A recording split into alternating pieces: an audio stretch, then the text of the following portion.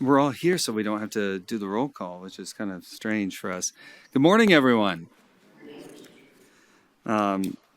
This is a special time. We love being here in Springfield, and I want to thank Mayor Sarno before we begin for letting us use this space. We've been talking about it for a while, and it's such a gorgeous, beautiful space. Today is Thursday, November 13th. It's approximately 11:05 a.m. This is a convening of the Massachusetts Gaming Commission, public meeting number 573. We're all together and not virtual, so we don't have to call roll call, which is nice. Everyone's here. And with that, we're going to go to item number 2, which are some welcome remarks from the mayor.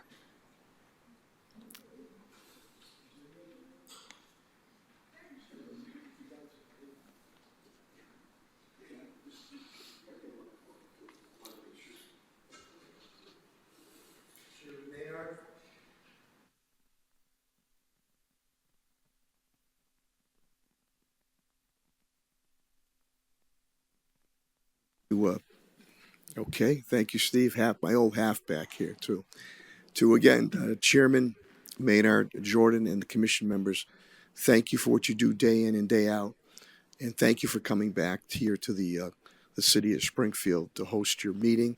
I'm here with my Chief Development Officer, Tim Sheehan, and also my CAFO, Kathy Bono, will be here. My City Solicitor, Steve Bonaconti, also. So, I want to talk about two subjects.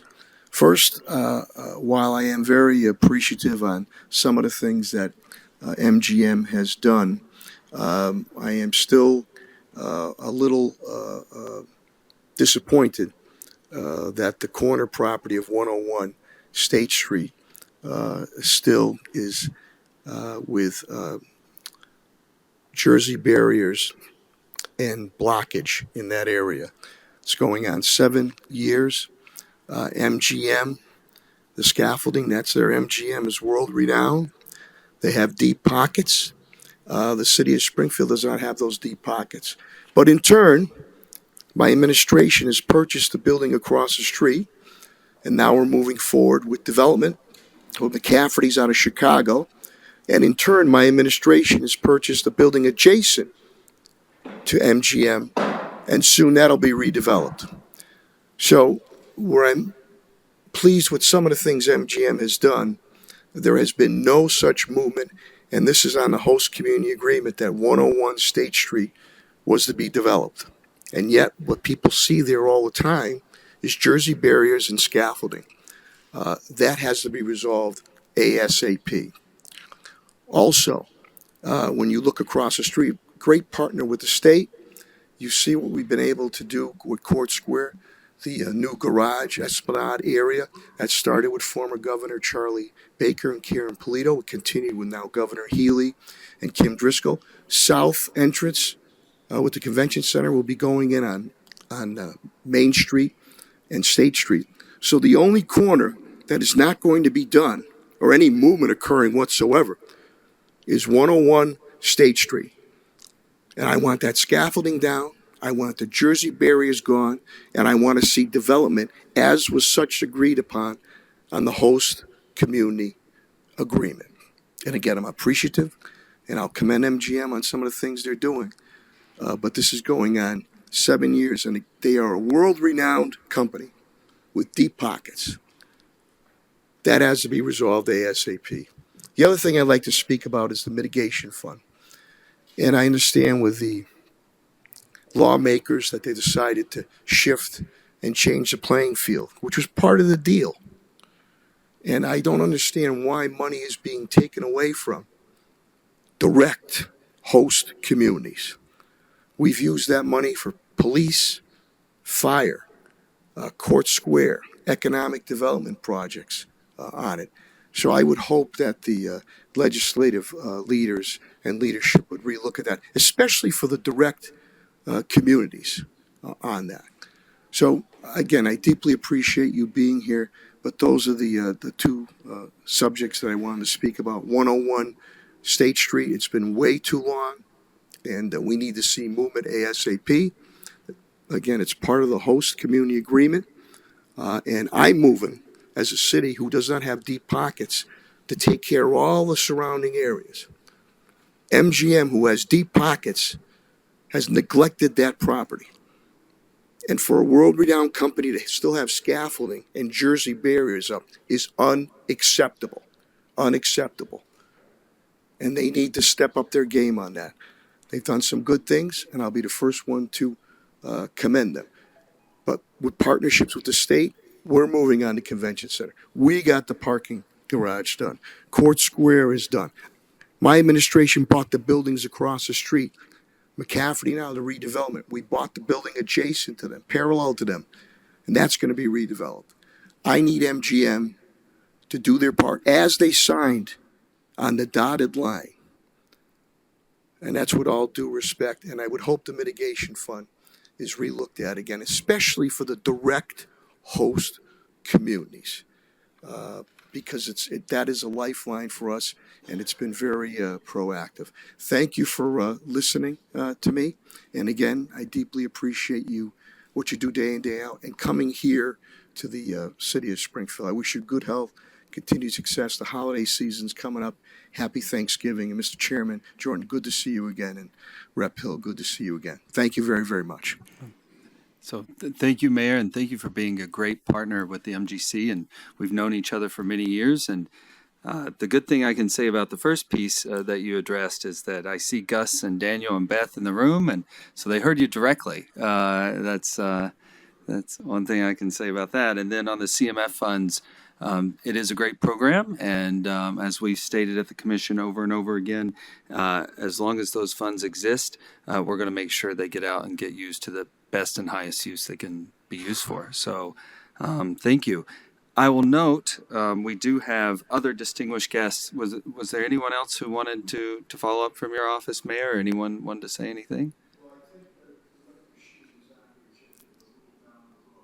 Okay. All right. Well, Mayor, I would say your fantastic advocacy for your city. That's what we heard. So thank you. With that, we are going to move to item number 3, and we will go to the Chief of Community Affairs, and that's Joe Delaney. Good morning, Chief. Good morning, Chair and Commissioners. Thank you. We have a few items up for you today. The first one will be a presentation by the Pioneer Valley Planning Commission. We have Kim Robinson, who's the Executive Director of the Planning Commission here.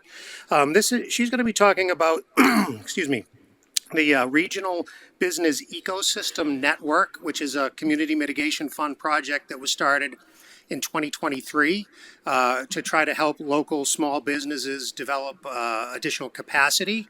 In this project, we kind of bifurcated it a little bit and said, why don't you take the first look at a piece of this, and then, because we felt that, the focus might change a little bit, which is what indeed happened. So I think with that, I'll turn it over to Kim Robinson from PVPC for her presentation. Thank you.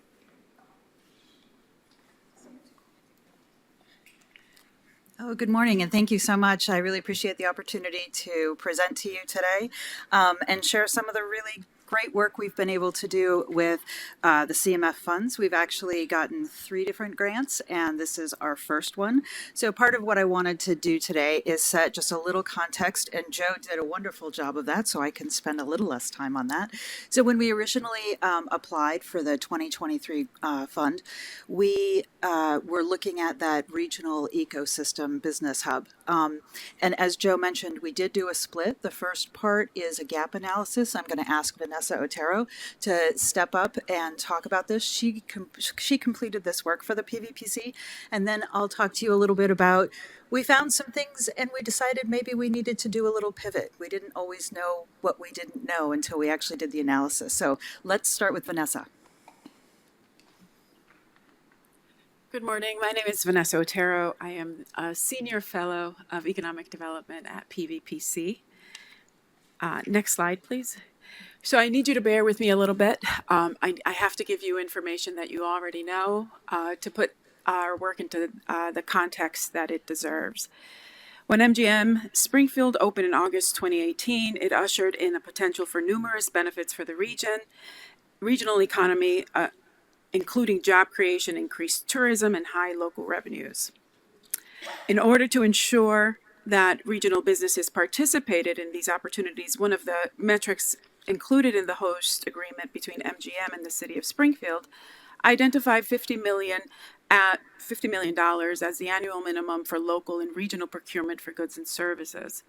Even allowing for the impacts of COVID-19 pandemic during 2020 and 2021, the overall metric has to date not been realized.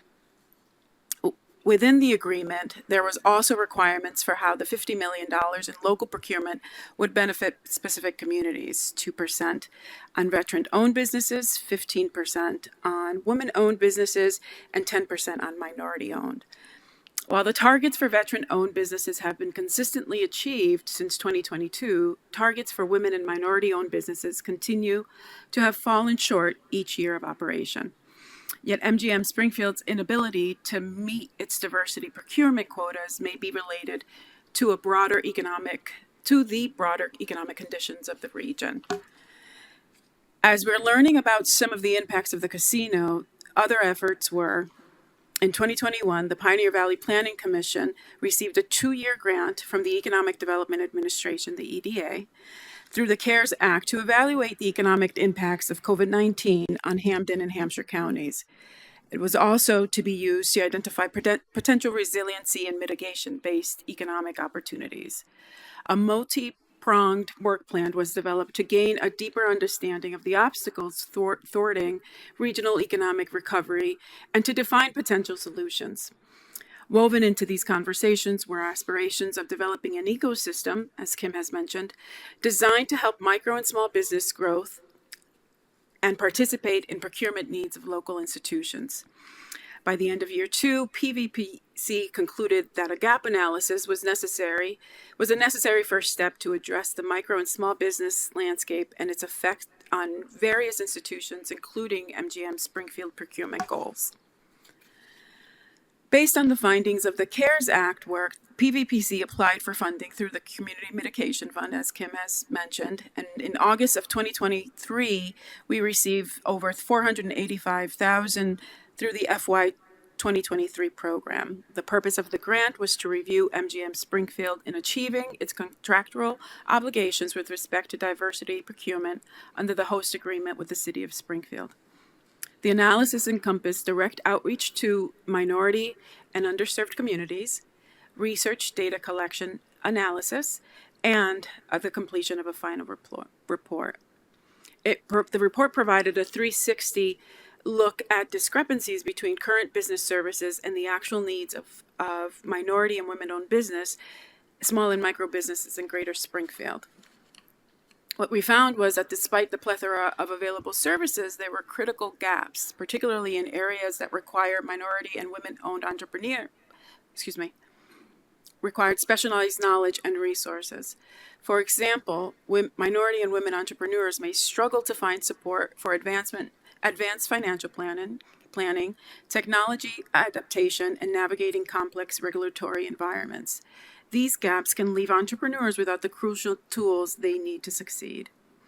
Community connectors were used to connect with various members of the small business community. And we define community connectors, folks who are in the business of helping small businesses, but also who have constituents like local elected officials and state officials. Each community connector and small business owner interviewed reported the need for capital and other forms of investment as the greatest need. This is particularly true for business owners with aspirations of partnering with anchor institutions like MGM Springfield. The second need is the need for technical assistance. Their definition of technical assistance varied greatly. And so at this point, this is the point where we pivoted, because the information that we found was that it wasn't so much that there weren't people out there working on small businesses, but that the gaps in capital provision were too great for small and micro businesses to actually achieve a point in their trajectory where they could scale. And so to that end, Kim will provide a little bit more context and what we thought would be a solution, or at least one of the solutions towards capital and technical assistance for small and micro businesses. Thank you. Thanks, Vanessa. Okay, so part of the timing in terms of the grant that we received is we had other things that were happening in the state. So as a result of the work and the analysis that we did with the EDA funding that Vanessa mentioned and the 2023 Community Mitigation Fund grant, we were able to bring other resources into the effort. So in 2023, PVPC won one of only 8 national grants, the only one in New England from the EDA. It was technical assistance provided by the New Growth Innovation Network, a coalition from the US EDA and private foundations, all focused on developing resources that would increase economic growth and post-pandemic recovery. In 2024, PVPC was also awarded an Inclusive Economies Initiative grant from the Federal Reserve Bank of Boston. This initiative aims to support distressed post-industrial communities by connecting communities with capital for inclusive local economic development. Perfect. The slide work is right on track, so thank you. And in addition to that, there was other work in the Commonwealth, as I mentioned previously. So both Mass Inc. and the Coalition for an Equitable Economy released their own analysis that they did jointly of business development inequities and barriers faced by minority and women-owned businesses. This was titled The Color of Capital. Their conclusions echoed the findings of PVPC's research. Access to capital is the most significant barrier preventing businesses from starting up and from growing, really being able to get to the place of being able to provide the services to these larger institutions, such as MGM, as we've been talking about. In November of 2024, the National Community Reinvestment Coalition, which is an organization that is based out in Roxbury, analyzed the success rates of minority and women-owned businesses in obtaining business capital from conventional lenders. This report was called the Racial Wealth Gap, and their findings corroborated our work, Engines, the Coalition for an Equitable Economy. Conventional lenders systemically declined investing in minority and women-owned businesses, deeming them to be too risky. So, what are maybe some collaborative long-term solutions? Well, we found that one of the tools that is used across the country are what are called equity funds. Okay, so equity funds play a critical role in addressing these systemic disparities that are faced by minority entrepreneurs, particularly those operating micro and small businesses. These businesses often encounter significant barriers, as we've talked about, in accessing traditional financial services, really hindering their ability to grow and contribute more to economic development. They are 3 times more likely to be denied loans than non-minority firms. They receive, on average, smaller loans and 1.4% higher interest rates than their non-minority counterparts. So despite this rapid growth of minority businesses, access to capital and favorable terms on that capital is a great challenge. So we then posed the question, would creating a Pioneer Valley Fund that is focused around equity be a successful tactic in the Springfield area that could stimulate more minority and women-owned businesses and assist MGM in meeting their contractual obligations? All of our economic research points to yes, right? PVPC believes that this original proposal that we talked about in terms of the regional business ecosystem network is not actually aligned with the needs that we found through the gap analysis, hence the need to pivot. Knowing that access to working capital is so significant, PVPC believes that the greatest public benefit for phase 2 is focusing on the creation of a community-based fund that will focus on increasing access to capital. So what does that look like? At this point, we're talking about the creation of a $10 million 10-year closed fund that would specifically serve minority and women-owned businesses. This is an idea whose time has come. There are many different examples across the country. The Fund for Our Economic Future in Northeast Ohio is frequently held up as a national model. The Real People's Fund in Oakland has been undertaking similar work and has been for over 10 years. Closer to home, we have the Boston Impact Initiative, the Ujima Project, project, and PV Grows in Franklin County focuses on agricultural work. So these examples of specialized funds help to support these types of businesses. The confluence of research and activity on this topic has resulted in some initial steps being taken in the greater Springfield area. So as I mentioned, that Inclusive Economies Initiative Award from the Federal Reserve Bank of Boston, we've been able to start to use those funds to lay the groundwork for a community-based fund here in Springfield.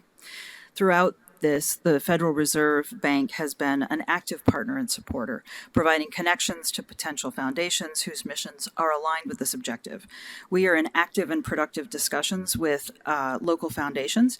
There are pending discussions with other potential funders to provide seed funding and future operational support. One thing I want to make sure that I identify here is no gaming commission funds, community mitigation funds will be used to seed the fund itself. We are talking about building the infrastructure to create this, but the raising of that capital not to be included as part of this grant. So where are we now? PVPC is undertaking a capital absorption study. It just kicked off. We're assessing the feasibility of creating this fund. Really, we want to make sure that if we have the money, will they come? We think the answer is yes, but it's always good to do this type of work. It would build on the economic research that we've already talked to you about today. We're committed to a significant community outreach and engagement for this work.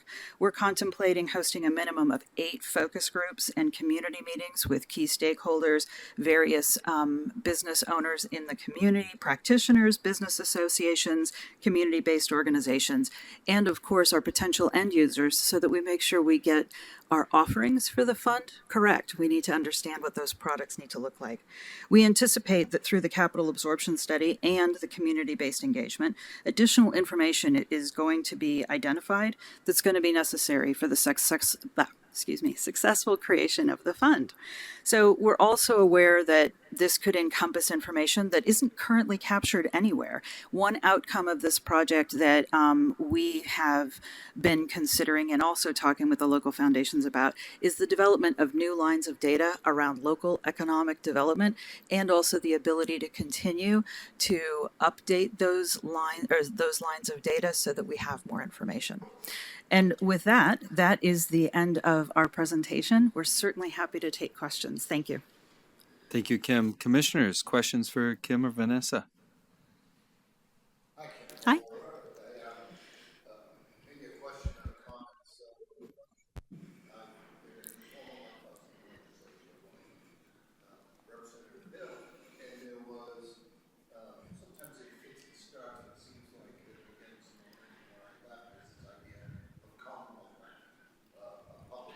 Mm-hmm. Mm-hmm.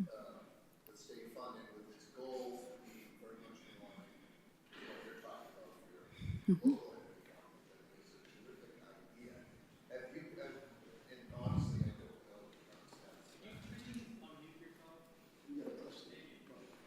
Try to do it all again. Oh, God. It's not what I was expecting, Mr. Mayor. God bless you. I'll try to keep it a little bit tighter. So there's been legislation over the years, quite frankly. It seems to have been getting a little bit of momentum over the past couple of sessions around this idea of a Commonwealth Bank, which would, in very rough form, would be analogous to essentially a statewide Commonwealth Equity Fund. Have you all looked into that at all? Is that something that you are tracking? I know it can be very frustrating sometimes as a former member to know that waiting for the legislature to act is not always a great plan. Sure. Right? So if you have any thoughts on that, I'd love to hear them. I do, and thank you so much for the question.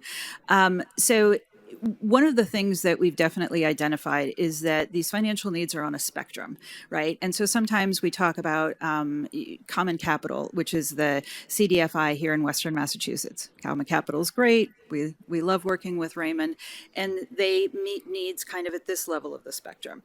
We're talking about trying to target those capital needs at maybe this level of the spectrum. And so when we talk about a Commonwealth Bank, I anticipate 2 things. One, I think it's going to pop in the capital absorption study as a potential solution and where things are in terms of the conversation at the legislature. And you've brought this up. I will make sure I will go back and talk to our consultant to make sure that we do that. I think the second piece is because it's a spectrum, there's room for everybody. Yeah. The other thing, I'm not surprised by the results in terms of access to capital, but I'm wondering if, and this might be part of the scope of the entrepreneurship here in the area, workforce development. Is that something you see as a priority need? Understanding that without capital, none of it matters, right? You can't grow. But if you could tell me a little bit about workforce development, which the commission has tried to support in the past through community mitigation funds. Just wondering where we're at with that. Yeah, I'd love to talk about that. So I'm going to go a little off track. PVPC is also the economic development district for Hampden and Hampshire County. So we completed our comprehensive economic development strategy last year, and workforce development is one of the pillars that we've identified that needs some work in the region. It needs work in every region. Let's be honest. We always need to be working towards that.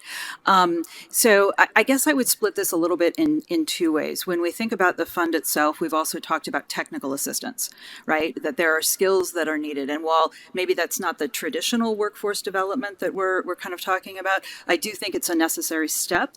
We definitely found this in all of our studies, a necessary step to help companies not only start up, but really be able to grow effectively. On the workforce development side, PVPC has actually just stepped into that workforce development space last year. I'm going to brag a little bit on the fact that we have the first quantum training academy in the entire Commonwealth.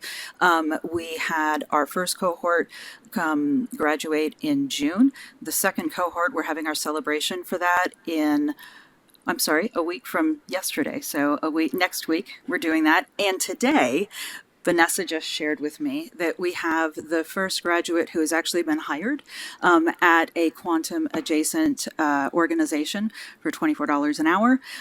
So we're seeing definite growth there.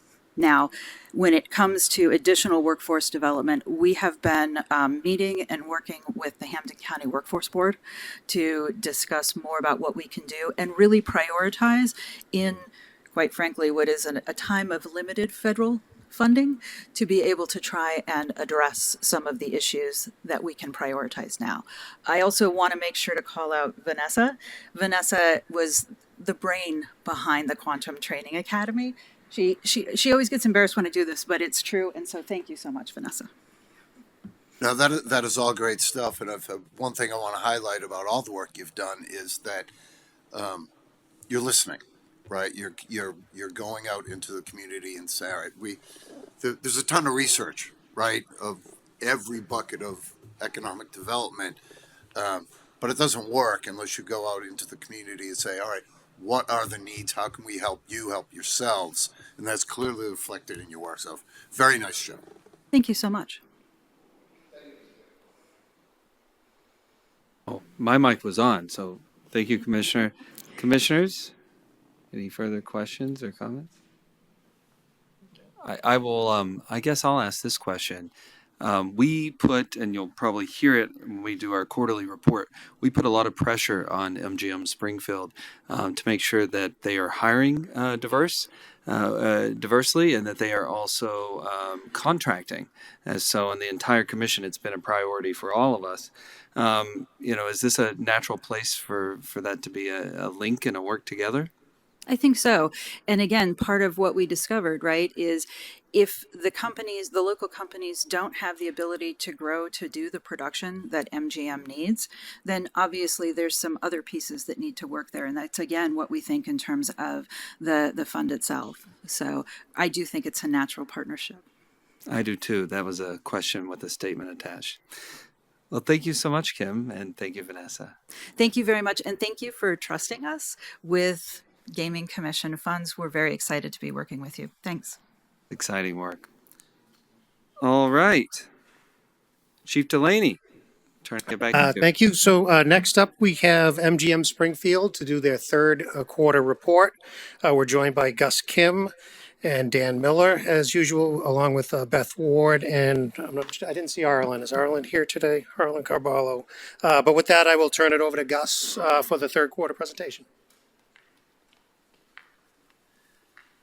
Thank you, Joe. Good morning, Chair. Good morning, Commissioners. Welcome to Springfield.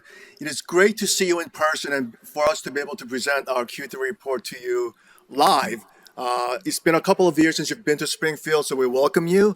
We look forward to speaking with you, and hopefully we get a chance to interact after this meeting is over.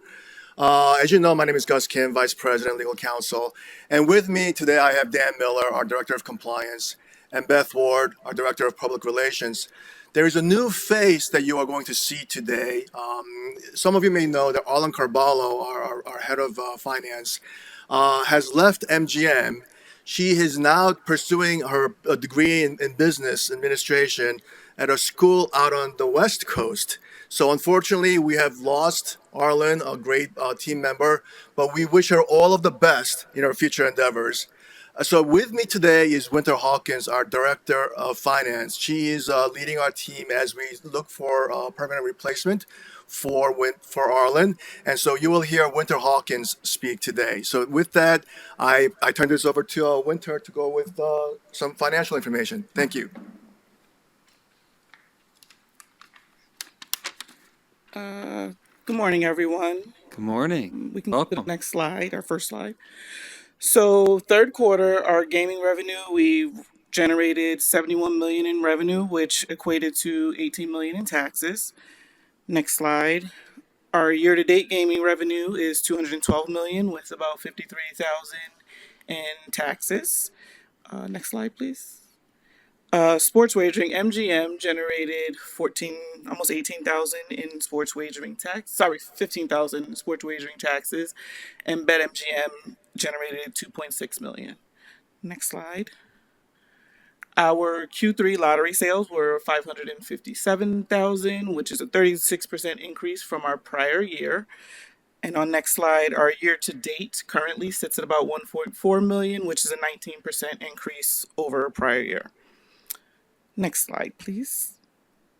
So of our biddable spend for the third quarter, we generated about $1 million in diversity spend, of which 3% went to MBEs, 3% to veterans, and 10% to women-owned businesses. And next slide. Local spend, our local biddable spend, we generated 2.8 million, which is 39% to local vendors and 46% to Massachusetts vendors, which was 3.1 million. And then our next slide. On this slide, we're showing our events, our procurement events and efforts that we've done over the quarter.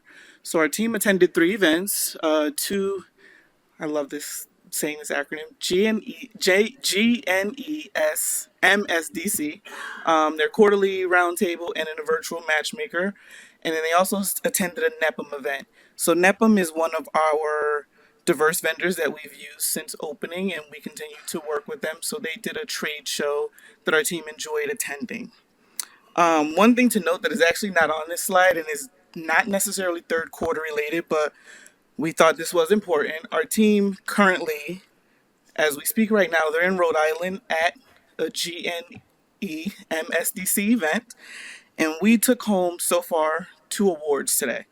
So our warehouse manager, procurement manager, he's kind of 2 titles. He won an award for Buyer of the Year, and I was actually awarded an award for Advocate of the Year. So those were taking place today. Next slide. I'm going to jump into employment before I kick it back over to Dan. Next slide. Yeah, thank you. So for our employment for the quarter, we had 54% minority workforce, 5% veterans, and 40% women, of which 40% are Springfield. 40% of our entire workforce is Springfield residents. And then next slide, please. Continuing in some of our efforts in the community for workforce and hiring initiatives, we've continued our property tours and career fairs. We did a few workforce development events with Dress for Success, which we are very proud of. We facilitated the resume workshop and the job search workshop, which a few of our employees went over and provided guidance to the women in attendance to those events.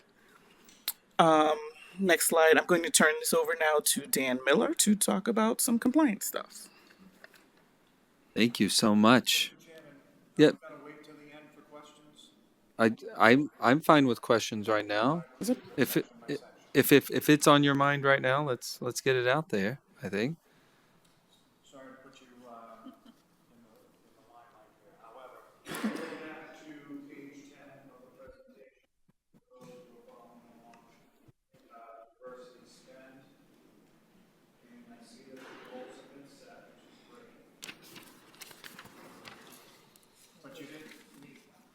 Correct. Yes.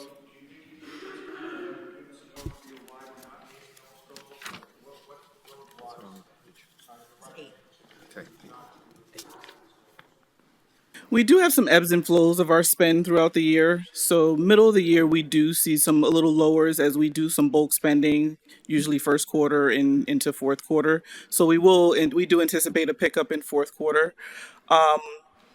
We do have, I mean, in some of the categories, veterans, we meet, and we've been fine with that category. But women and minority, we do struggle as there are not a lot in the area that meet all of our needs.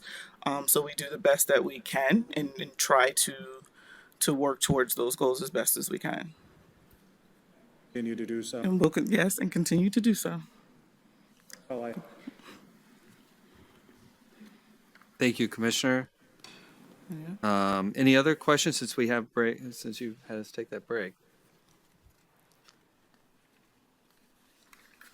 All right. All right. All right. Thank you, Yeah. Mr. Miller. Good morning, Commissioners. Thank you for coming to Springfield. Love to see you here. Before I get into my compliance slide, seeing as it is 2 days after Veterans Day, and Beth and I were here just 2 days ago, honoring our veterans. It's a very special event to me. A lot of veterans in my family. I back in the day did attempt to join the Royal Air Force and then moved to the United States, so that changed ever so slightly. But just wanted to give a shout out to the veterans and thank them for all their service in this public environment. But if we can move to the next slide for compliance, I feel I've actually got good news to obviously provide on this slide. I see the smile from you, Commissioner O'Brien, and of course, usually speaking, I speak to the direction that this is going.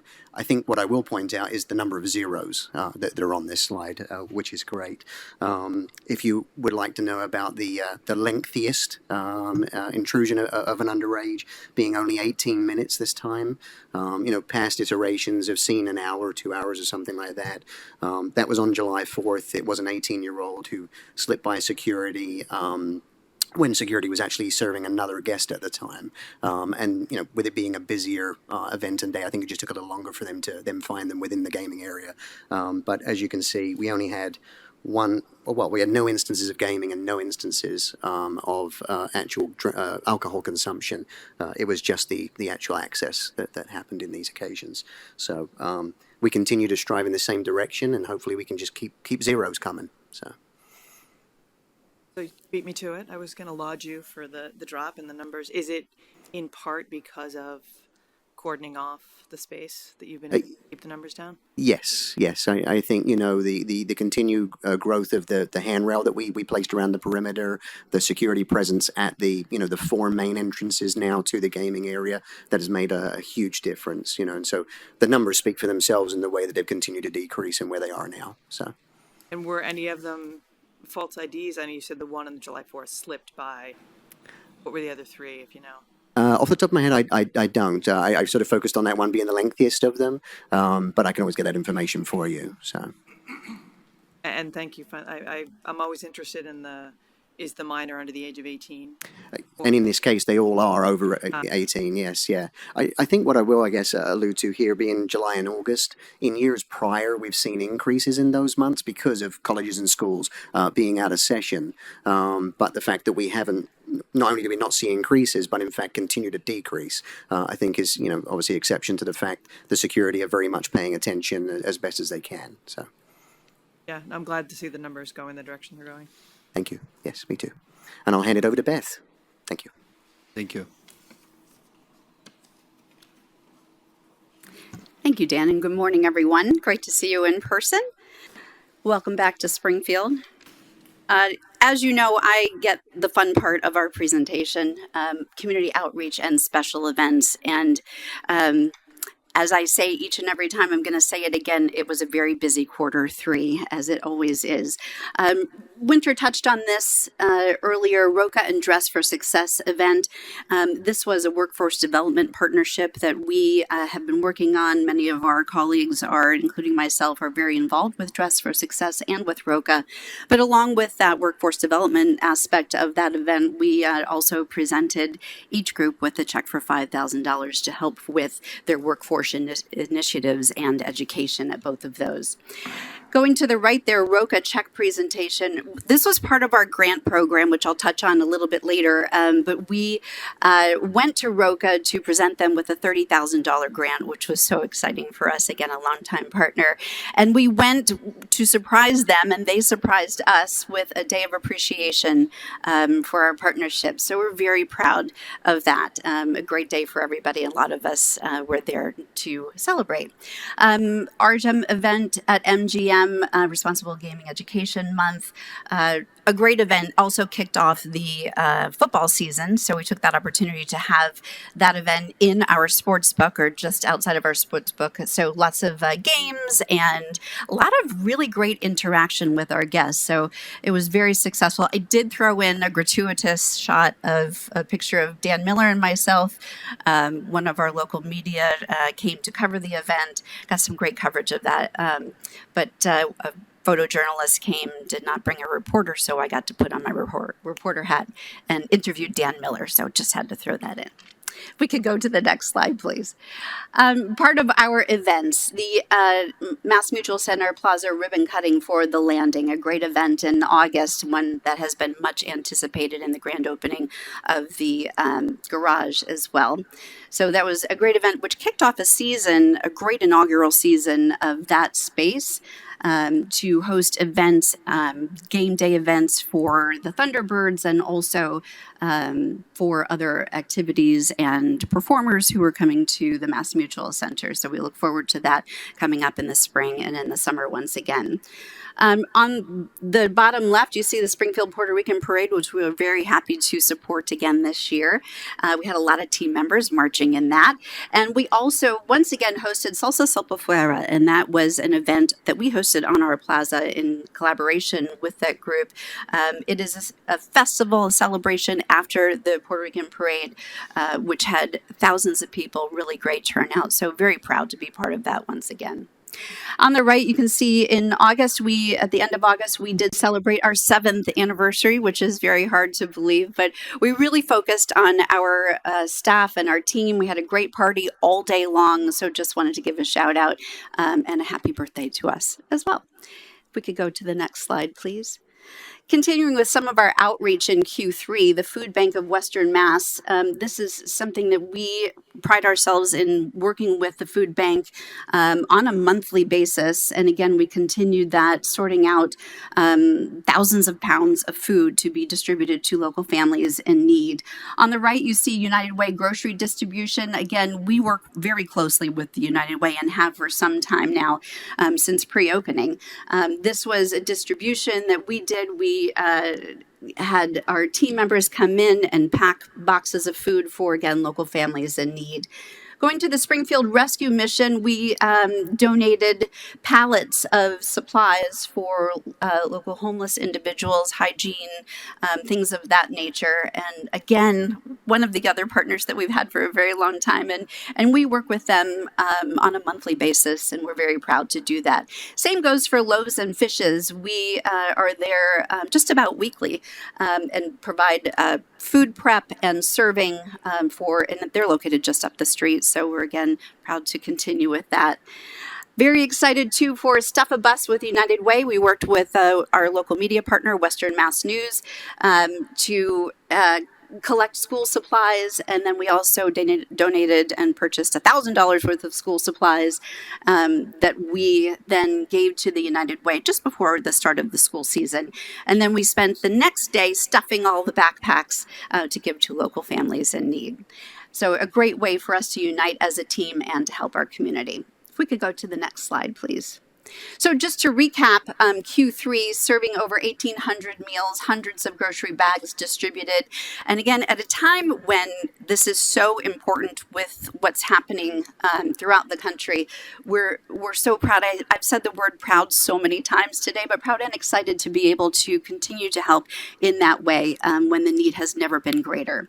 So going on to grants totaling over 160,000, which you can see some of our community partners, 14 of them that were recipients of that. So that continues, and stay tuned for Q4 and next year. We have a lot of fun things planned for that.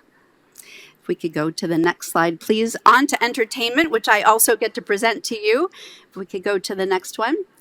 So at the Mass Mutual Center, Counting Crows, Lamb of God, the Black Keys, all really great performances that drove a lot of traffic to downtown. Sold out opening night for the Springfield Thunderbirds. So that was great. I'm kind of leaving WWE Monday Night Raw for the last, that was in September. A historic day for the city of Springfield and for the Mass Mutual Center and MGM. If we could go to the next slide, please. So for the first time, this was a big first. John Cena, who has ties to Springfield, went to Springfield College. He chose Springfield, and working with our team at the Mass Mutual Center to come as part of his final tour.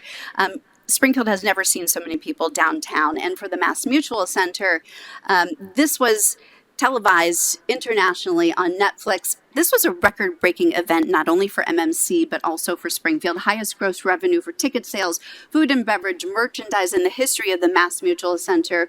1.1 million, that's economic impact for a single day event. So I see you smiling, Commissioner Hill.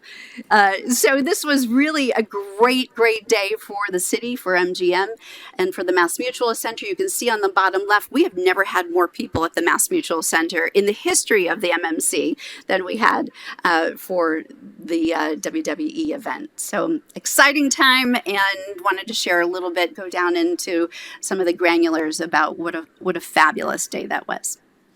Can we give Commissioner Hill an opportunity here? I know what he's going to say. I think I know what he's going to say too. So as you know, he's from West Newbury, which is a hop, skip, and a jump from Ipswich. And he was at the Garden, I believe, Monday night. And he went and ate at the Clam Box, home of the Ipswich Clam, the next day. So we were all so excited that he ate at the Clam Box. I knew that's what you were going to say. One of the greatest, and I know people may know this, Make-A-Wish Foundation, yes, part of. Yep. He has given the most wishes of anybody, I think, in the history of Make-A-Wish. This guy is great, and I'm not surprised that he filled this place. The mayor was saying the same thing you were saying at the exact same time back there. Some young people that he reached out and met with him. He's number one at Make-A-Wish, and a total gentleman. I think, thank you, Rep, for bringing that up, because that's lost. Yeah, it's wrestling. He does a lot for the community. Now, just to rehash that for the mic people, the mayor pointed out that he does number one on Make-A-Wish and including in these communities here in New England. So we appreciate the work that John Cena does do on that, and we're proud that, I'll use the word proud, Beth, that he's a native son of Massachusetts. Just for the record, Commissioner Broder and I did try to get the meeting for that particular day so that we could go that night, but that didn't happen. So I hope tickets went fast. We were hoping to be here that day. And can I add, he's just a lovely person. I think Mayor Sarno can attest to that too. And I know he did a lot of things with our guests that evening, but also did some private things that didn't get much media attention in the Springfield area, which I know you're aware of as well. So just a fabulous person, and really took the time to make the most of his visit here. So if we could go to the next slide, please. Upcoming entertainment at the Mass Mutual Center. Upcoming the Harvest Festival that has happened, but if we're talking Q3, that was what was upcoming at that point. We do have the Festival of Trees, also Hoop Hall Classic, the 100-year tour of the Harlem Globetrotters. Here's a first one for Springfield Thunderbirds and the Mass Mutual Center hosting Dropkick Murphys post-game concert. That's going to be, I'm sure, sold out. So very, very excited excited about that. Mercy Me also coming to the Mass Mutual Center, and a few other things that are in the works that we'll be announcing that I'm not privy to announce at this moment. If we could go to the next slide, please. So at MGM Springfield and Symphony Hall, we had one night of Queen, which was a great event. So many people came to that, which is always fabulous. Matt Frazier always sells out, does very well. Ryan Adams also here at the Springfield Symphony Hall. Want to point out our Free Music Friday, and this is something that I've talked to you about over the years, but Free Music Friday was the most successful that we have ever seen. I feel like I say this every year after the end of the season, but outdoor concerts on our plaza, thousands of people coming, enjoying a night out for free under the stars, and it could not have gone better this year. So stay tuned for some more announcements as we look towards the next year. If we could go to the next slide, please. Coming up, entertainment at MGM Springfield. We have Chelsea Handler coming back. She always does really well here. Aaron Lewis, again, native here, so he always sells out. We have comedian Brad Williams coming. Croce plays Croce. And Air Supply, that's this weekend, I believe. So lots ahead. And a lot for the holidays, which I will discuss next time, but very much looking forward to kicking off Q4. And that does it for us at MGM Springfield. So thank you so much for having us. I have a question, Beth. Yeah. I know that Commissioner Hill and myself made it out to the Big E in West Springfield this year. Does that drive an uptick there at the casino when that period comes? Are there more people to visit? Yes. Yes and no. It's all, we very much welcome those who are leaving the fair, spent the day, and want to come. We do have people that park because parking is free, and there's a shuttle service that goes to the Big E, run not by us, but yeah, we do, which is great. It's not huge, but we're great partners with them. We also have a presence at the Big E as well, Yeah. so it's a really good partnership. Yeah, I noticed that. That's why I brought it up. Yep. Thank you so much. Thank you. Any questions, commissioners? All right. All right. Thank you so much. Thank you to MGM. All right. I'm going to kick it back to you, Chief Delaney. Thank you, Chair and Commissioners. So the last item we have up today, we have Tim Sheehan here from the City of Springfield. He's the Chief Development Officer. And we asked him to come here today to talk about some of the things that are going on in downtown Springfield. There are a lot of exciting things that are happening in downtown Springfield, some which have to do with the Community Mitigation Fund, some which do not. We like to think that hopefully the Community Mitigation Funds may have helped the city leverage some of these other projects to get them done. But with that, I'll turn it over to Tim to give you an update on what's happening here in Springfield. Good to see you again, Tim. Commissioners, it's always great to have you in the city of Springfield. And my message to you today is that you have been an extraordinary partner with the city in terms of the redevelopment efforts that we've been advancing for the Main Street Convention Center district in the city. What does that mean? Let's go back and take a look at where we've been. 2019 non-transportation planning grant, $50,000. 2020 specific mitigation grant, $250,000. And a specific mitigation grant of $100,000. 2021, a specific mitigation grant of $400,000. 2022, a transportation construction grant of $1.5 million, and a specific mitigation grant of $300,000. 2023, a $1.5 million transportation construction grant. FY 2025, a $1.5 million transportation construction grant. 2026, a $320,000 regional planning grant, and a community planning grant of $225,000.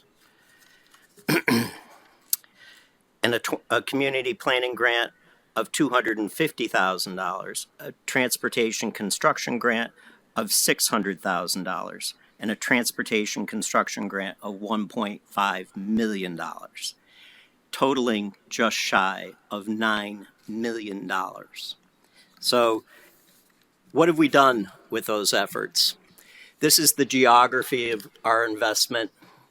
It includes the Main Street corridor, the Court Square public realm. I encourage you after the meeting's done to go out and take a look at how beautiful Court Square looks. It is simply fantastic.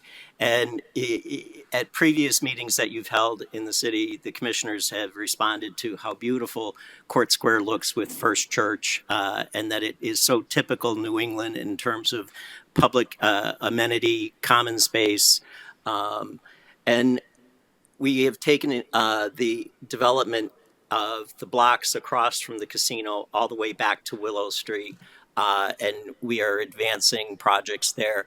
Most specifically, we are advancing with McCaffrey, a construction group, a development group out of Chicago, on a 112 unit residential mixed-use project with activated ground floor commercial. They are already out soliciting for tenants in terms of that activated ground floor. They are certainly looking at having tenants that are activating and creating pedestrian activity between the Mass Mutual Center and MGM as the two anchors for the corridor. Next slide, please. Again, this is giving you some three-dimensional sense of what the district is, with Court Square right at the center, Mass Mutual, and then looking further south, you've got the MGM campus. Next slide, please. So the public realm first phase was really focused on all of Court Square. Again, it's just amazing in terms of the overall transformation. Many of you may remember the walkway between MGM and Court Square and Symphony Hall. That was not a pleasant pedestrian experience. Now it is safe, it is well lit, it is really making the connection between MGM and Symphony Hall and making it a vibrant place that visitors to MGM would certainly want to traverse back into the Court Square area and to our beautiful Symphony Hall. Next slide, please. Again, these are just some of the planning documents. Next slide. This is the result. It's amazing, and it represents a $10 million transformation of what was a dated and somewhat rundown, central common area for the entire city. Next slide. So then we turned our attention, obviously, to the clock tower and the Colonial Block, and those are the buildings that are right across the street from the casino. Many of you have looked at them, and they have appeared empty for what seems like over a decade now plus. The development is active. McCaffrey is actually in the buildings now doing demolition and advancing the redevelopment of those buildings. Interestingly enough, we had a clock on top of the clock tower that told the right time 2 times a day. McCaffrey has looked at that as, a significant component of their development. They took on the repair and relighting of that clock as one of the first efforts that they wanted to advance because it recognized the historic significance of the buildings. And also it was an icon that you can see pretty much from probably about 3/4 of all of Main Street, looking either north or south. So it was pretty amazing to see that clock be restored. It hadn't been working in well over 30 years. I think it was closer to 50 years. So it was an amazing addition back to the public space in downtown. Next slide, please.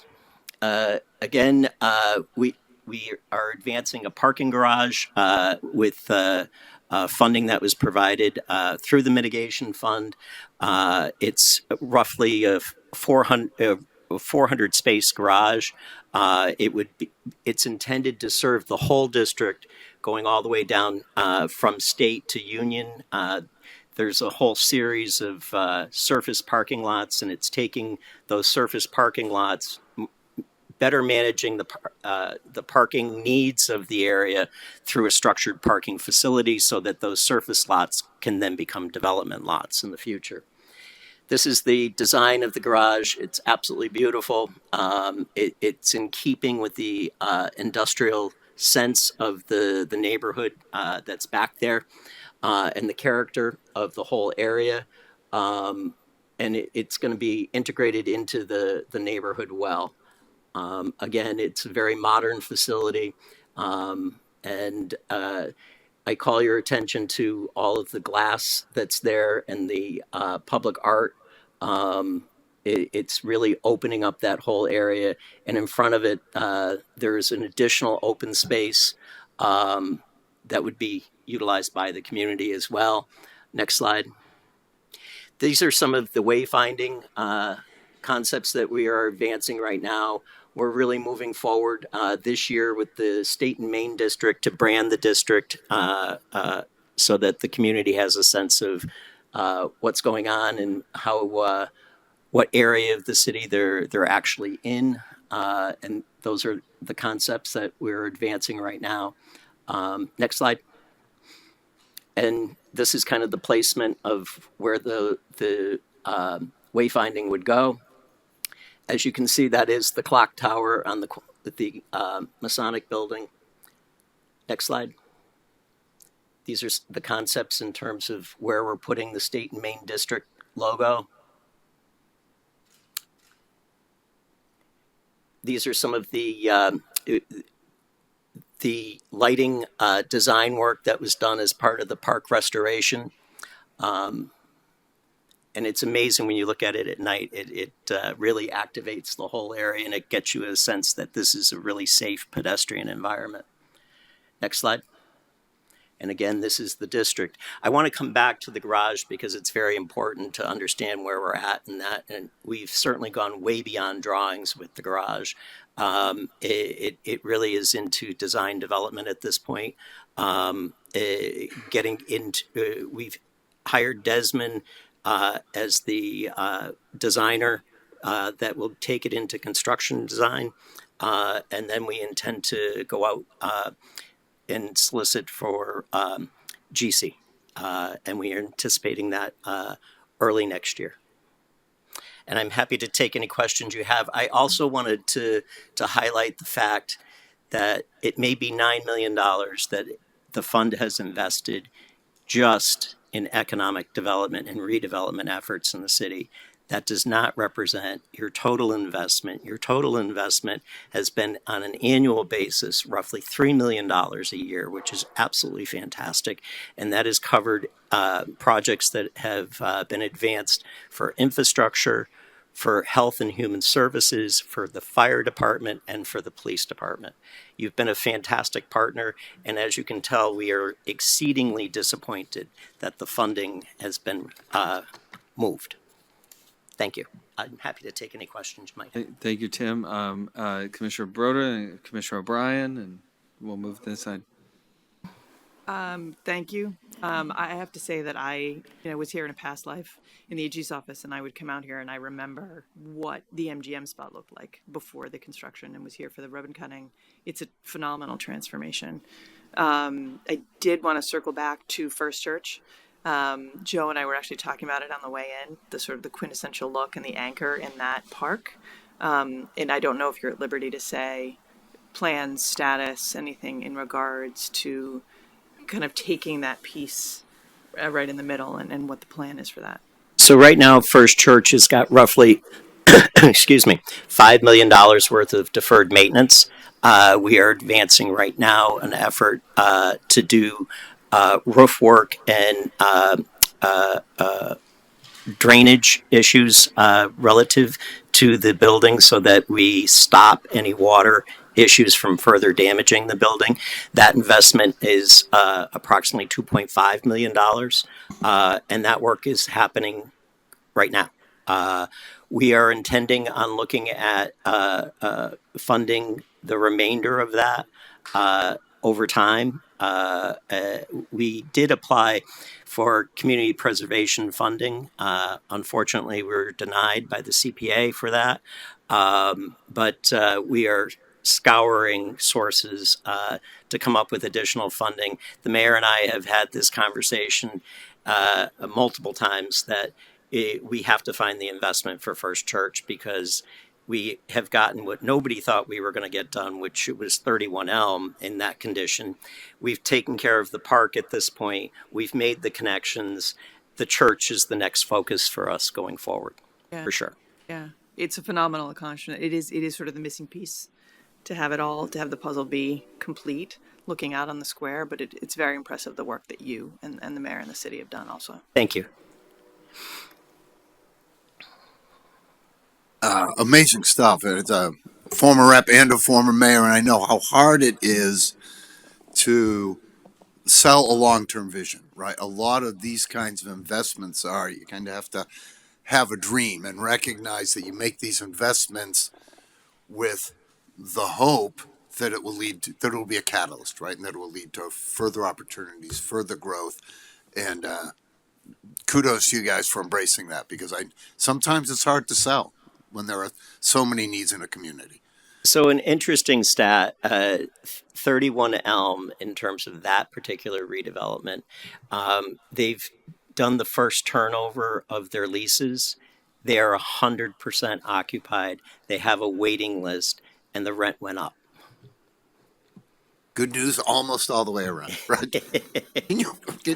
Excuse me. Can you bring up that one of those first master plan slides that has kind of the biggest scope? The three-dimensional one? If you could, yeah. Let me see if I can help them get that.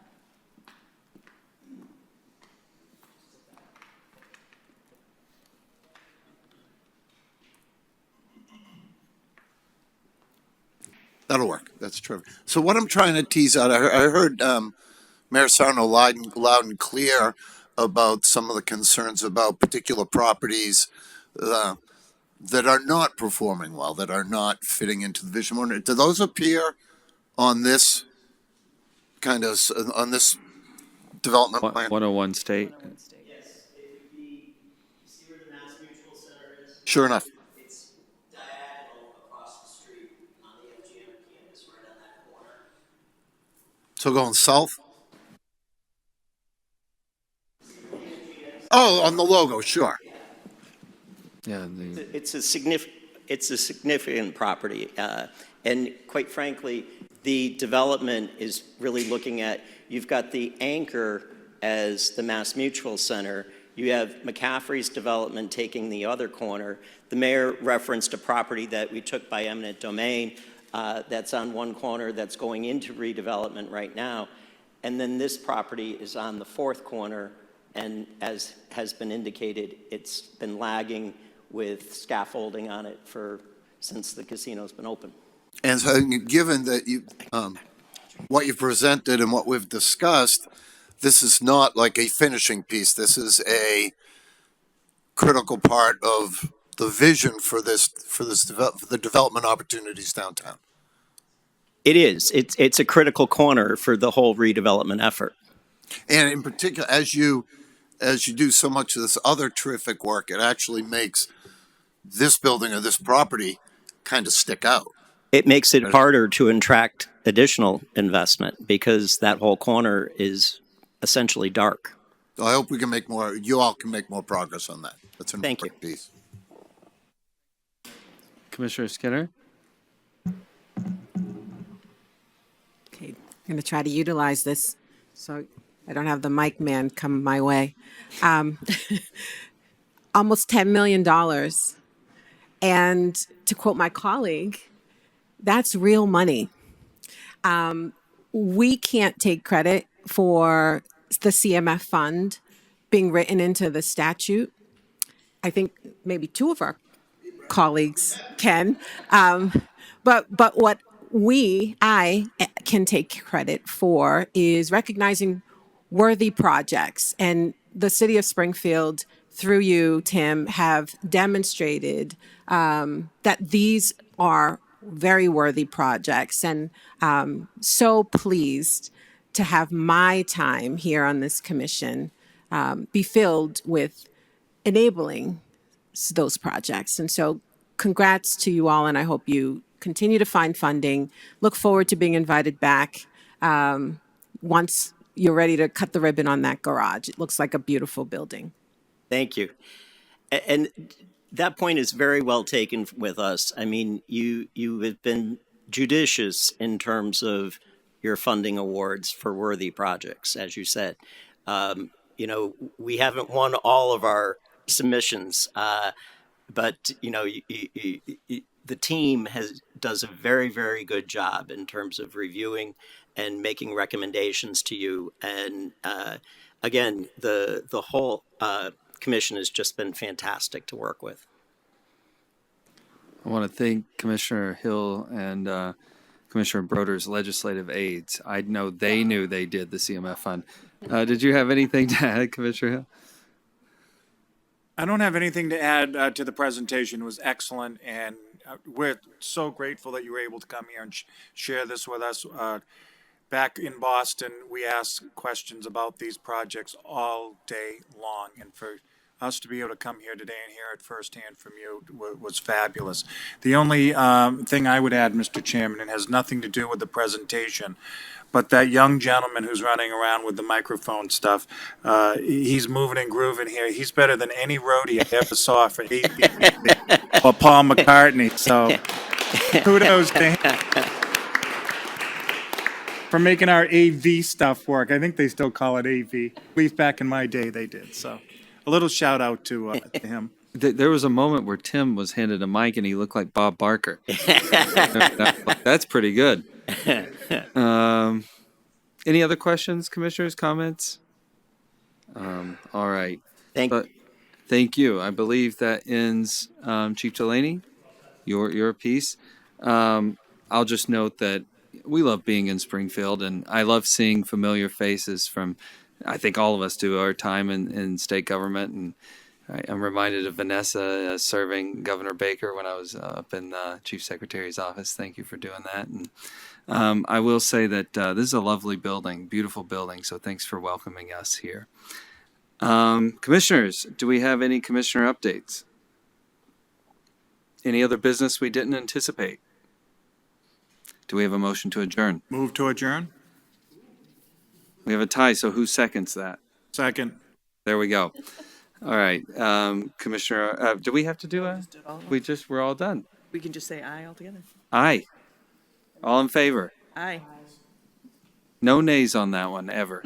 All right, thank you all.